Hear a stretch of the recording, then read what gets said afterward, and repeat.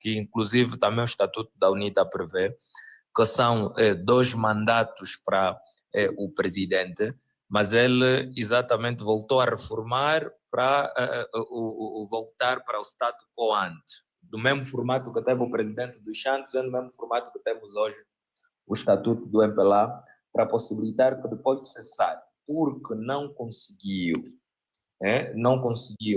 impor reformas na Constituição para que de facto estendesse o mandato, então achou que o único escudo de defesa, eu penso que essa é a mesma estratégia que o presidente dos Santos tentou também usar, que depois falhou.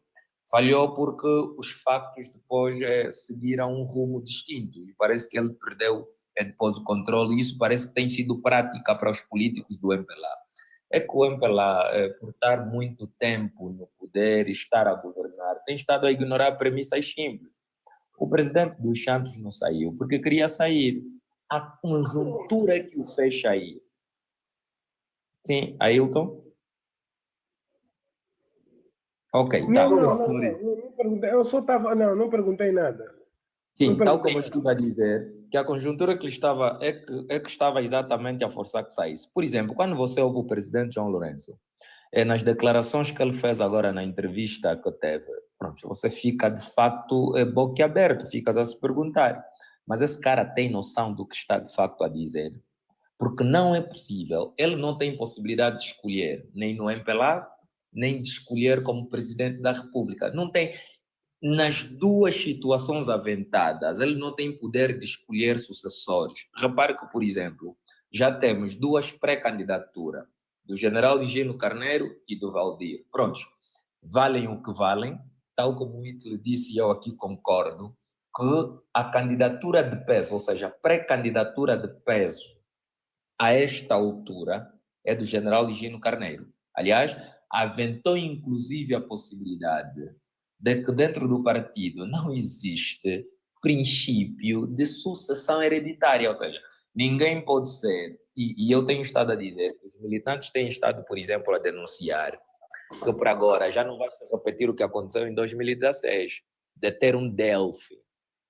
E todas essas manifestações, esse confronto que o presidente João Lourenço está de facto a sofrer, denota o quê? O desgaste da sua própria autoridade.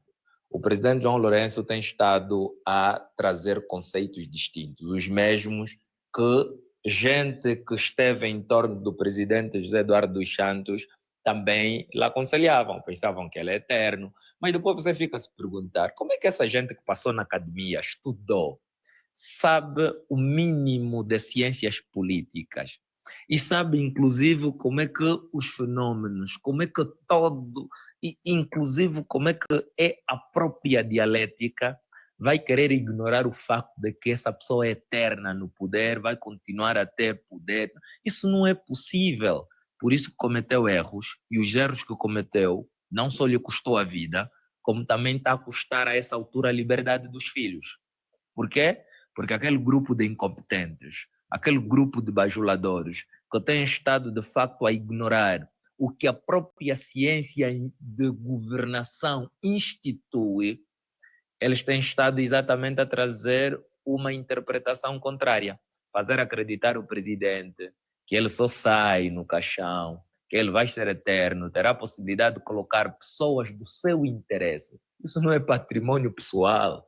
Nós temos que começar a saber que o presidente João Lourenço ignorou 2 premissas. A primeira é que na condição em que está, ele é guardião da Constituição.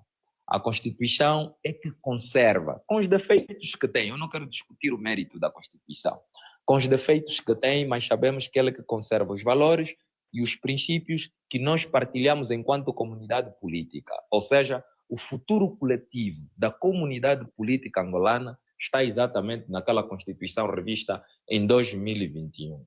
Ele pensar que vai propor candidatos, pronto, essa já é uma versão melhorada do discurso dele. Ele não diz que vai propor, ele diz que vai escolher. Essa é uma possibilidade. É impossível, a menos que ele próprio denunciou aventar a possibilidade de um golpe, porque só neste formato é que é possível. No formato constitucional dos procedimentos instituídos, ele não tem possibilidade nenhuma de concretizar o que ele de facto anunciou. Embora ele foi contraditório, porque na primeira entrevista que deu à TPA, ele dizia que não há super militantes, não há super poderes e não deu bênção a ninguém para o substituir, mas agora já diz que andou a pensar e pensa sempre calado, que vai trazer jovens para lhe substituir, que faça igual ou melhor que ele. Eu penso que ele está enganado nas duas possibilidades. Para terminar, eu quero exatamente concluir nesse formato.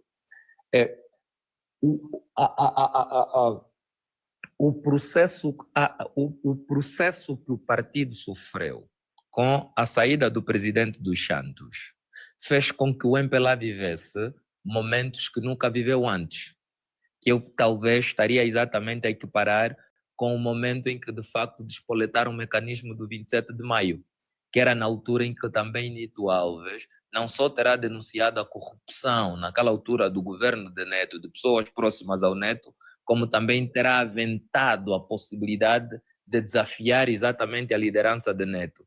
Mas, comparado àquele momento, hoje, por exemplo, todo mundo afronta o presidente João Lourenço, afronta a autoridade do presidente João Lourenço. E eu não estou a dizer todo mundo olhando para os grupos de pressão para a sociedade civil, não. Eu estou a olhar para dentro do MPLA. É só ver a forma com que Boa Vida, por exemplo, foi o primeiro a trazer uma narrativa corajosa dentro. Depois seguiram-se muitos outros.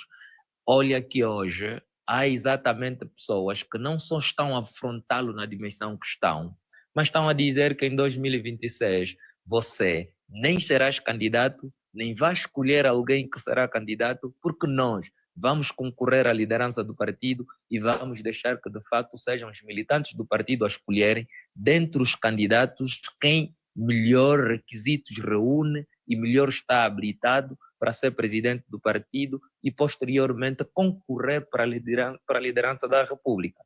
Se nós formos a ter uma interpretação literal do que o presidente, de fato, quis deixar nas entrelinhas, nós sabemos que o sistema continua a ser o mesmo. Sabemos que eles continuam a ignorar uma opção formal e constitucional, que é da alternância, que existe há mais de 30 anos, que há a possibilidade de alternar o poder. E nós estamos muito próximos de concretizar isso. Mas é o que eu tenho estado sempre a dizer. Se continuarem nesse formato, obviamente que até o presidente João Lourenço será vítima da sua própria ignorância, tal como foi o presidente dos Santos, que lhe aconselharam a meter filhos sem experiências, e falo, por exemplo, do Filomeno, que veio da academia para gerir o nosso dinheiro para o Fundo Soberano, e lhe aconselharam por que isso? Porque as pessoas pensavam que o presidente dos Santos não sairia, e se saísse, teria exatamente tido a mesma estratégia que o Hitler denunciou, que é de tentar colocar a esposa, de tentar colocar o filho, de tentar colocar alguém que de facto pode ser facilmente guiado. O presidente João Lourenço, quando trouxe, aliás, o presidente dos Santos, quando aventou a possibilidade do presidente João Lourenço, eu sei que também o plano era esse, trazer alguém que consiga exatamente manientá-lo. O que é que aconteceu? Houve ruptura. Haverá ruptura com o presidente João Lourenço. E, aliás, para o presidente João Florindo, Lourenço... só um ponto de ordem. Não foi o José Eduardo Santos quem tinha sugerido o João Lourenço. O erro do José Eduardo Santos foi ter colocado o João Lourenço como ministro da Defesa. Durante o tempo em que ele era ministro da Defesa, ele começou a fazer cabeça de alguns generais lá dentro do próprio MPLA, como o general Ndalo, o Pitra Petrov, não sei lá o quê. Essas pessoas é que tinham levado a cabo uma sondagem dentro do MPLA, um inquérito, para escolherem um possível candidato. E eles encontraram José Eduardo Santos num contexto de crise familiar. Foi num contexto em que José Eduardo Santos tinha perdido o seu irmão Avelino. Ele regressa da Espanha doente, chega em Angola, e esses senhores, general Ndalo e o general Pitra Petrov, disseram: você já não será mais o nosso candidato. E ele, como estava com óbito, disse: vocês é que sabem quem vocês vão escolher. Fizeram uma sondagem dentro do MPLA, perceberam que o João Lourenço era o mais querido, o Bornito de Souza era o segundo e o Nandô era o terceiro. Então eles seguiram a lógica. E o que eles fizeram depois? Lhe puxaram. Só que depois, no contexto já da pré-campanha eleitoral, o José Eduardo dos Santos convence o Manuel Vicente para concorrer também, para ser ele o candidato, e o Manuel Vicente trai o José Eduardo dos Santos, compartilha essas informações com o João Lourenço e garante ao João Lourenço que iria apoiar a sua candidatura. Por essa razão, é que quando o João Lourenço se torna presidente, a primeira coisa que ele faz, vai em Portugal, impõe a Portugal, se vocês não darem os processos do Manuel Vicente, continuar a lhe julgar, eu vou cortar as relações bilaterais entre Angola e Portugal.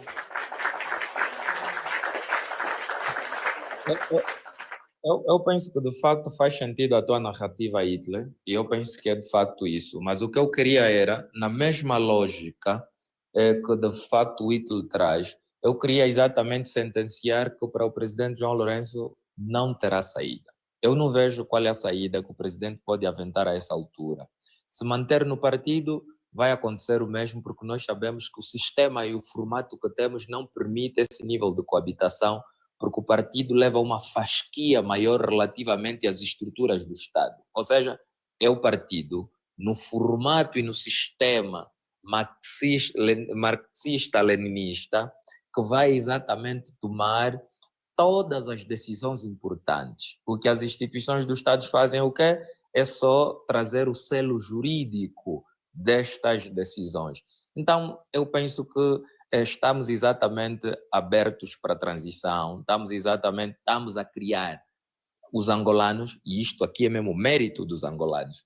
Os angolanos estão exatamente a criar ambiente propício para que em 2027, de facto, se opere a alternância, porque nós vamos ter uma confusão das grandes em 2026, uma confusão que depois vai dar aquela cisão das grandes. Eu já aventei e fiz aqui um paralelismo, porque eu sinto que essas pessoas, sei que muitos deles nem vão chegar a ser apurados às suas pré-candidaturas, pela forma com que o sistema tem estado a funcionar, mas é como eu digo sempre, né?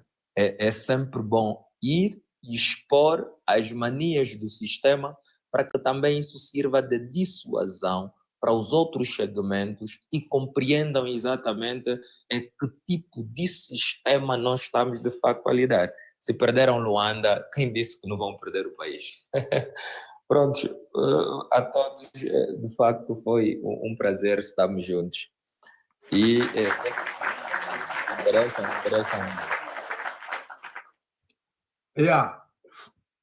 Faed, estás aí? Não, Faed já não pode falar. Angola também, acho que o microfone já não está. Hilton, últimas considerações. 2 minutos para as últimas considerações. Ok, eu estou aqui.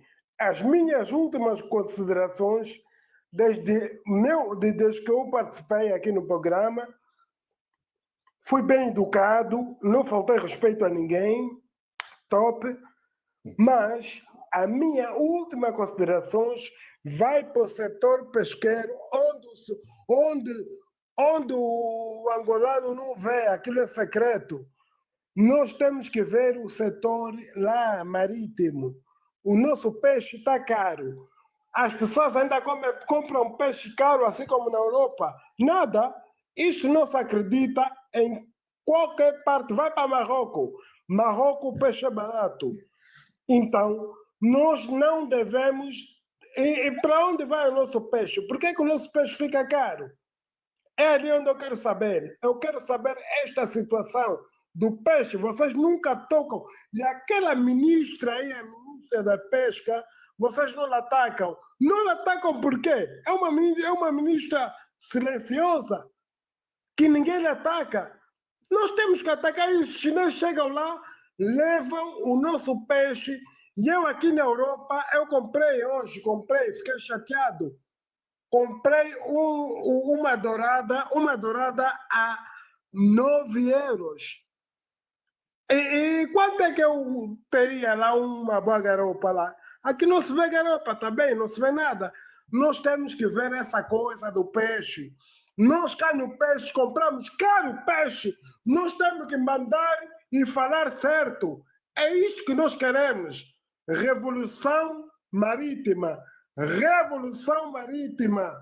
E o povo está distraído. Estava a comer sardinha. Lá em Angola, eu já ouvi a minha família comer sardinha. Sardinha. Nós não somos de comer sardinha assim. Nós somos de comer carapau, garopa, aqueles peixes grossos. Tem peixe grosso em Angola? Não tem. Onde? Quais são as famílias que comem peixe grosso? Aqui na Europa tem pessoas que comem peixe grosso, mas pagam caro. E nós, lá em Angola, que o peixe grosso, de onde é que vai o peixe grosso? É ali onde nós temos que nos perguntar. As nossas famílias têm que comer peixe grosso. Não é só nos dar carapau e quê?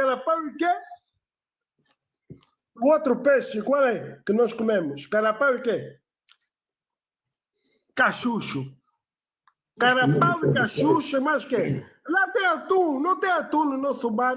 Quem come atum em Angola? Hã? Aonde é que vai o atum? Explica-me. Aonde é que vai as garopas? Nós comemos garopas miúdas. Nós merecemos comer garopas grandes que vêm do mar. Aonde é que vai essas garopas grandes? Eu pergunto, esses gajos comem garopa grande, dos ministros, né? Os graúdos, como as garopas, até as garopas que eles comem, né? Aquelas garopas grandes, vai na casa deles. Aonde é que vai? Então, vamos ficar a comer carapau, cachucho, são tais peixes, tipo, aquilo parece kuduro. Parece kuduro. Carapau, cachucho, garopa, garopinha, é para ti. E a garopa grande, vai para onde? Olha, vamos lá ver isso, man. E aqueles peixes todos, o negócio do peixe, olha, o mar tem muito dinheiro, abre as vistas. O mar não é para o angolano ficar cego. O mar tem dinheiro, sim, senhora. Tá bom. Olha, Ailton, o negócio das pescas é assim, a primeira-dama da República, ela é uma das, vamos falar... Ela está comendo aquela garopa grande, né? É dona, porque o dinheiro do peixe e tudo, os contratos que fizeram com chineses, russos, espanhóis, eles venderam o peixe todo, por isso é que não há peixe. Porque a primeira-dama, o dinheiro vai para a conta da primeira-dama. Teve aqui, nós já tivemos entrevista com pessoas que trabalham nas pescas, estão lá nas pescas, e que sabem disso tudo. Teve aqui a banaliza isso, não banaliza isso. Por favor, não banaliza isso. Teve uma moça, escuta, teve uma moça aqui conosco, aqui nessa live, na live, e que esteve a falar o que a ministra faz, a conta, onde vai o dinheiro do pagamento dessas situações todas, os contratos que têm, entram na conta pessoal da primeira-dama. Está a entender? Que é grave, gravíssimo. Isso é grave mesmo, é grave. As pescas estão no Cafrique, está com a primeira-dama. Aquela está lá de enfeito, a ministra das pescas, que elas foram buscar, porque essa senhora ninguém nunca a conheceu na altura. Mas pronto, foram buscá-la ali no partido e meteram-la ali como ministra, porque convinha ela estar ali. Do nada, lhe meteram como ministra das pescas. Só uma correção. Não banalizam a pesca. Nacho, só uma correção. Não é, eu estou aqui frustrado. Não banalizam a pesca, por favor. O povo que fala. Não entendi. Não é a primeira-dama, é a vice-presidente. Ah, vice-presidente, pois, a vice-presidente da Segundo República. a denúncia daquela nossa amiga aqui. Pois, foi da vice-presidente, já estava a ver. Mas a ministra também está em coluio. Ela foi ministra das pescas. Então ela tem o controle dos negócios lá. Sim, porque essa outra que está lá como ministra está de efeito só. Exatamente. Nós ouvimos aqui, olha, o Hitler esteve aqui e ouviu muito bem isso. Mas para terminar, Hitler, dá já sequência aí, que é para dar todos os últimos pontos. Ok, então é isso. Era para mim, né? Era para mim, né? Não, você já terminou, ok? Já terminei? Cada um é só 3 minutos. Já terminou 3 minutos. Mas também eu só vou dizer que, nós angolanos, seja mulato, seja negro, seja tudo que for, o abraço e a flor da terra é nossa. E vamos lutar para isso, para que Angola seja a nossa flor do horizonte. E nós vamos ser felizes. Um dia nós somos felizes. E eu vou dizer isso uma coisa séria. Desde o peixe até os diamantes, o petróleo não vou dizer porque é o nosso pior que nós encontramos. Mas vamos abraçar a agricultura e vamos ser felizes, vamos ser povo tanto, Termina, e vamos então. ser povo, aquele povo do Congo. Somos nós. Então, Ok, um tá abraço bom. a todos os angolanos que me veem. E eu digo, o mar é nosso. E vamos defender o mar, não vamos ficar distraídos com o mar, o Milton, oceano. está a ser repetitivo. Termina o teu Tá bem, raciocínio. pronto. O oceano, nós não vamos ficar distraídos com o oceano. Tá bem. Fiquei por aí. Yeah. E aí, Milton? Ok, então, num contexto como esse, eu acho que o povo só precisa de estar unido, porque nós temos uma oportunidade dourada de remover o MPLA do poder, porque o MPLA está sem candidato e está numa luta interna. Essa luta, o povo tem que saber tirar o máximo proveito, porque o que o MPLA queria, que o MPLA desejava num contexto como este, é precisamente ter uma oposição dividida, uma oposição desnorteada, uma oposição que não teria capacidade de lhes constituir obstáculo. E o que está a acontecer é que o MPLA é que está com esses problemas. Então, nós que estamos do outro lado temos que saber tirar o máximo proveito das fragilidades que o MPLA está a ter atualmente. Então, eu só apelo aqui à união, à resistência e à continuidade das ações cívicas que visam fragilizar o MPLA e nos levar para a alternância, as mudanças que nós desejamos até aqui. Então, tudo de bom para todos vocês. Até domingo. Ok. Sim.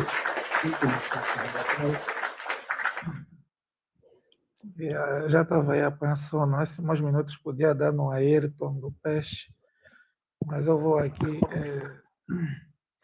dizer que eu por acaso escrevi aí na rolagem, né, falou-se há pouco tempo dos candidatos que é do MPLA, que é o Manuel Homem, mas os possíveis candidatos que é o Manuel Homem, mas o Roberto de Almeida. Eu também fiquei a fazer uma análise da Maria Chiosa, que é uma mulher, e nós sabemos mais ou menos como é que as mulheres são, né? O Lula fez isso com a Dilma, meteu uma mulher aí, depois as mulheres, tipo, não, uma mulher como presidente e tal, isso pode fazer as pessoas esquecerem. Então fiquem atentas, meninas, fiquem atentas. Concernente às manifestações, vamos todos nos unir. Eu acho que o MPLA está mesmo na fase final, né? E é uma questão de tempo. É uma questão de tempo. Tarde ou cedo não. Até 2027, se calhar vai dar tudo certo. É nóis. Ok, muito bem, muito bem. Muito bem. Vamos dar então as palmas aí. Mas eu escrevi aí embaixo que vamos parar de comer peixe pequeno. Nós temos que comer peixe pequeno. Já terminou. Pronto, eu também só tenho a agradecer a todos aqueles que participaram. O pessoal da rolagem, obrigado por estarem aí do outro lado. Então, até domingo estaremos novamente aqui. Portanto, Ailton, que está aí, Angola,